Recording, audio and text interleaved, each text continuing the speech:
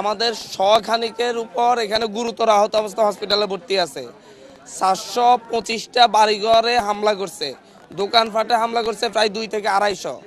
এরা এই যে নির্বাচন পূর্ববর্তী সময়ে এই ধরনের তাণ্ডব হাতিয়াতে কিংবা বাংলাদেশে কোথাও আর কখনো ঘটছে কিনা জানি না।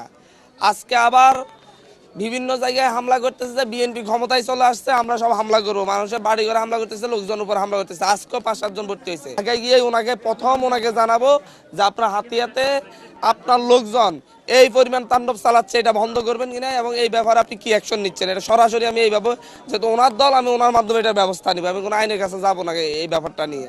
উনি যেহেতু সরকার প্রধান হতে যাচ্ছে, পুরো হাতিয়াতে আমার প্রত্যেকটা বাড়িঘর ধরে ধরে কোথায় উঠান বৈঠক করেছি, কার বাড়িতে আমি খেয়েছি, সব জায়গায় হামলা করতেছে। মনে হয় যেন একটা রাজত্ব শুরু হয়ে গেছে এটা। এবং আপনি দেখেছেন যে আমাদের 3-4 জন খুব মুমূর্ষু অবস্থায় আছে, এদেরকে এখন ঢাকায় পাঠাতে হচ্ছে।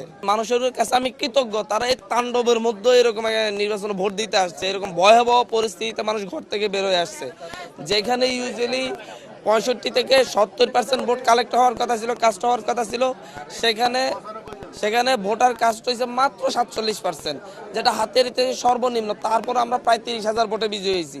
বাকি যে ভোটারগুলো আসতে পারে না, এগুলো ভীত হয়ে ভয়ে সন্তুষ্ট হয়ে প্রায় 20 থেকে 25% ভোটার আসতে পারে না, যেটা আসার কথা ছিল। তো এই ভোটারগুলাও আমাদেরকে ভোট দেওয়ার জন্যই সংকল্পবদ্ধ ছিল।